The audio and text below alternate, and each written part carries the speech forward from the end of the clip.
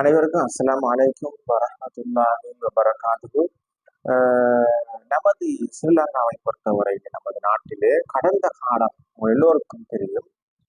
பல இன ரீதியான முரண்பாடுகள், மத ரீதியான கருத்து மோதல்கள் இடம்பெற்று பல சமூகங்களுக்கு இடையிலே நல்லிணக்கம் என்கின்ற ஒன்று சிறையிலிருந்து காணப்பட்டதையும் அதன் மூலமாக பல சம்பவங்கள் மனக்கசப்புகள் நடைபெற்று ஒருவரை ஒருவர் நாங்கள் மதிக்காத பல நிகழ்வுகள் நாங்கள் பார்த்திருக்கிறோம். நாட்டிலே இந்த பள்ளியில சமூகம் வாழ்கின்ற இந்த நாட்டிலே சுமூகமாக வாழ்ந்த இந்த நாட்டிலே ஏதோ ஒரு அதிகாரத்துக்காக இந்த மத ரீதியான இன ரீதியான குழப்பங்களை ஏற்படுத்தி இந்த நாட்டிலே முரண்பாடுகளை ஏற்படுத்தி கொண்டிருப்பதை நாங்கள் கண்ணூடாக பார்த்து கொண்டிருந்தோம். அந்த வகையிலே இந்த நாட்டிலே இன உறவை எவ்வாறு கட்டியெழுப்பலாம், இந்த மக்களை எவ்வாறு ஒன்று சேர்க்கலாம் என்ற அடிப்படையில் பல அரசாங்கங்களும் அதில் முயற்சி இருக்கின்றன. பல சிவில் சமூகங்களும் பல தரப்பினரும் இதில் மும்முரமாக ஈடுபட்டு இந்த மக்களை ஒற்றுமைப்படுத்த வேண்டும் என்பதில் ஈடுபட்டு வந்ததையும் தாங்கள் அறிஞர்கள். எந்த வகையில்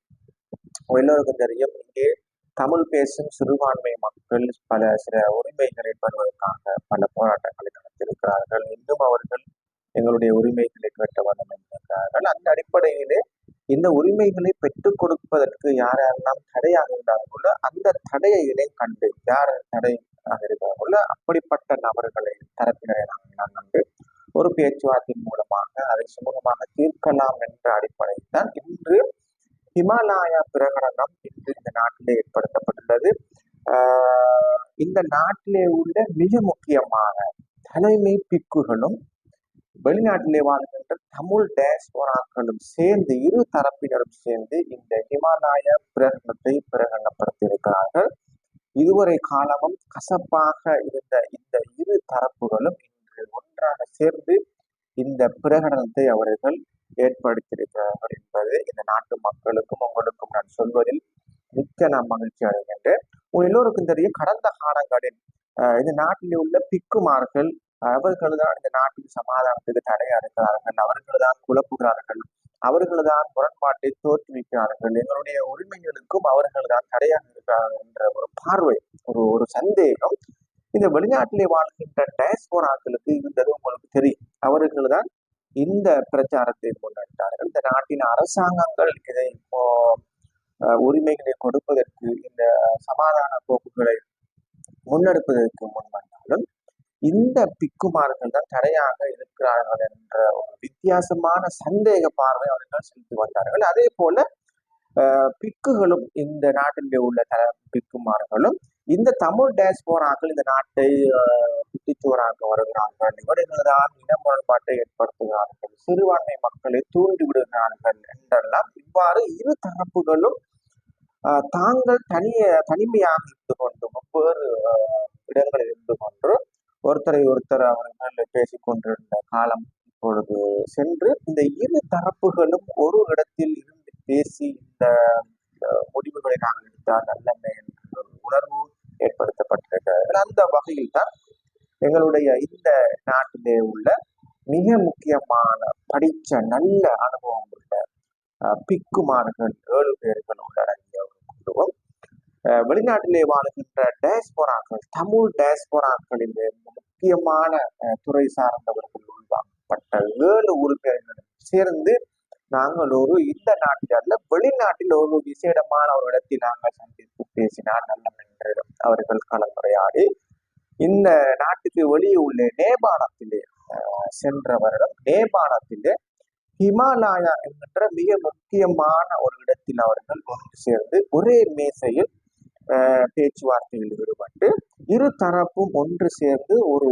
உடன்பாட்டுக்கு வந்த ஒரு நிலையைத்தான் அவர்கள் பிரகடனப்படுத்தியிருக்கிறார்கள். அந்த பிரகடனம் தான் அந்த இடத்தின் பெயருக்கு ஹிமாலயா பிரகடனம் என்று அந்த பிரகடனத்தை அவர்கள் ஏற்படுத்தியிருக்கிறார்கள் என்பதை நான் உங்களுக்கு தெரிவித்துக் கொள்ள விரும்புகின்றேன். அவை அந்த அடிப்படையில் கடந்த வருடம் 2023 ஏப்ரல் மாதம் இந்த உடன்படிக்கை நேபாளத்திலே ஹிமாலயா என்ற இடத்தில் கைச்சாத்திடப்பட்டது. அந்த ஹிமாலயா உடன்படிக்கையில் 6 அம்சம் உள்ளடக்கியதாக இந்த ஹிமாலயா உடன்படிக்கை காணப்படுகின்றது.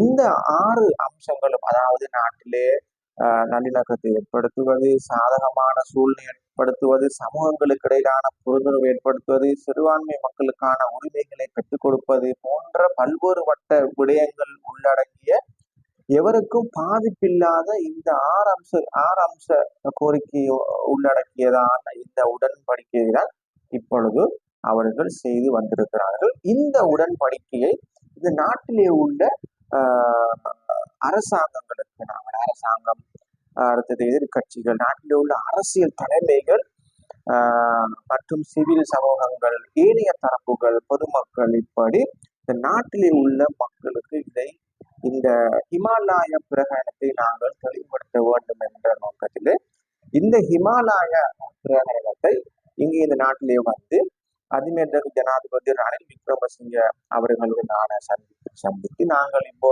இரு தரப்பும் இப்பொழுது ஒன்று சேர்ந்திருக்கிறோம் என்று சொல்லி இந்த நாட்டிலே உள்ள அந்த பேச்சுவார்த்தையில் ஈடுபட்ட தலைமை பிக்குகளும் வெளிநாட்டில் இருக்கிற தமிழ் டேஸ்போராக்களும் அவர்களும் இங்கே இலங்கை நாட்டுக்கு வந்து உடன்படிக்கை கைச்சாத்திடப்பட்ட உடன்படிக்கையை இந்த நாட்டின் அரசாங்கத்துக்கும் அவர்கள் கொடுத்து விளங்கப்படுத்தியிருக்கிறார்கள். அதற்கு அரசாங்கமும் ரணில் விக்ரமசிங்க தலைமையிலான இந்த அரசாங்கம் இந்த இருதரப்பு கைச்சாத்திட்ட ஹிமாலய உடன்படிக்கைக்கு நாம் ஆதரிக்கிறோம், இதற்கான முழு ஒத்துழைப்பையும் நாங்கள் தந்து வருகிறோம் என்று அவர்கள் அரசாங்கம் நமக்கு அவர்களுக்கு வாக்குறுதி அளித்திருக்காங்க. அதே போல இந்த நாட்டுடைய பிரதான எதிர்கட்சி, இந்த எதிர்கட்சி தரப்பினருக்கும் இந்த இருதரப்பும் சென்று நாங்கள் இவ்வாறு உடன்படிக்கை செய்திருக்கிறோம், நீங்களும் ஒத்துழைப்பு வழங்க வேண்டும் என்று அவர்கள் கூறியிருக்கிறார்கள். அதற்கு அவர்களும் எதிர்கட்சி தரப்பும் அவர்களுடைய ஆதரவுகளையும் தற்பொழுது வழங்கியிருக்கிறார்கள். அதே போன்ற இந்த நாட்டிலே உள்ள அரசியல் பிரதான கட்சி தலைமைகளுக்கும் இந்த ஹிமாலய பிரகடனம் சம்பந்தமாக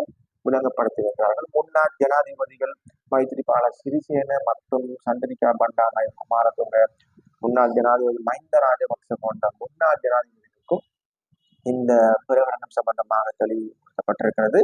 எனவே அனைத்து அரசியல் தலைமைகளும் இந்த ஹிமாலய பிரகடனத்திற்கு ஆதரவு தந்திருக்கிறார்கள். இப்பொழுது அதற்கு பிறகு இந்த நாட்டில் உள்ள மக்களுக்கும் இதை தெளிவுபடுத்த வேண்டும் என்ற அடிப்படையில் 25 மாவட்டங்களுக்கும் குழுக்களை அமைத்து, சர்வ மத தலைவர்களை கொண்ட குழுக்களை அமைத்து அந்த 25 மாவட்டங்களுக்கும் சென்று அந்த மாவட்டத்தில் உள்ள பிரதான அரசியல்வாதிகள், அரச நிறுவனங்கள், சிவில் சமூகங்கள் போன்ற பல தரப்பினர்களுக்கு இந்த ஹிமாலய பிரகடனத்தின் முக்கியத்துவம் என்ன, அதன் பின்னால் வரக்கூடிய நன்மைகள், நாட்டின் மக்கள் வாழக்கூடிய நிம்மதியான ஒரு ஏற்பாடு சம்பந்தமாக இதனை தெளிவுபடுத்தக்கூடிய ஒரு நிலைப்பாடு உண்டாக்குவதற்காக 25 மாவட்டங்களிலும் தற்பொழுது சர்வ மத குழுக்களை உருவாக்கி இப்பொழுது ஆரம்பிக்கப்பட்டிருக்கிறது. 25 மாவட்டங்களிலும் இப்பொழுது குழுக்கள் அமைக்கப்பட்டு இந்த ஹிமாலய பிரகடனத்தை பிரகடனப்படுத்தி இறுதியில் ஒரு எல்லாம் உள்ளடக்கிய ஒரு அறிக்கையை இந்த நாட்டின் ஜனாதிபதிகளுக்கு மீண்டும் கையளித்து அதன் பிறகு இந்த நாட்டிலே ஒரு சுமூகமான ஒரு தீர்வினை பெற்றுக் கொடுப்பதற்கு இருதரப்பும் இந்த தலைமை பிக்குகளும் தமிழ் டயஸ்போராக்களும் இங்கே உடன்பட்டு வந்திருக்கிறார்கள். ஆகவே இது மிகவும் ஒரு சந்தோஷமான செய்தி. நமது நாட்டை பொறுத்தவரையில் கடந்த காலங்களில் கசப்பாக இருந்த இரு தரப்பும் இப்பொழுது ஒன்று சேர்ந்திருக்கிறார்கள் என்ற மிக முக்கியமான சந்தோஷமான செய்தி நான் உங்களுக்கு தெரிவித்துக் கொள்கின்றேன். இந்த ஹிமாலய பிரகடனம் எதிர்காலத்தில் பிரகடனப்பட்ட இந்த விஷயங்கள் நிறைவேற்றப்பட்டால் இந்த நாட்டின் சிறுபான்மை மக்கள் பெரும்பான்மை மக்களோடு அந்யோன்யமாக எந்த சந்தேகமும் இல்லாமல் எங்களுடைய மத ரீதியாக எங்களுடைய உரிமைகள், அதே போல எங்களுடைய மத வழிபாட்டு தலங்கள், எங்களுடைய வழிபாட்டு நிலைப்பாடுகள் எல்லாவற்றையும் நாங்கள் சுதந்திரமாக செய்து கொள்ளக்கூடிய வாய்ப்பு இதன் மூலமாக கிடைக்கும் என்பதில் சந்தேகமில்லை. ஆகவே இது சம்பந்தமான மிக தெளிவான விளக்கம் தற்பொழுது வழங்கப்பட்டு கொண்டிருக்கின்றது. ஆகவே அடுத்த வீடியோக்களில் நான் இது சம்பந்தமாக அடுத்த நகர்வு எந்த அளவு இந்த ஹிமாலய உடன்படிக்கை எந்த அளவு நகர்ந்து கொண்டிருக்கின்றது, அடுத்த நகர்வுகள் என்ன, இதன் மூலமாக அடுத்த யாரை சந்திப்பது போன்ற பல விடயங்களை நான் உங்களுக்கு அடுத்த வீடியோவில் சந்தித்து நான் பேசுகின்றேன். நன்றி.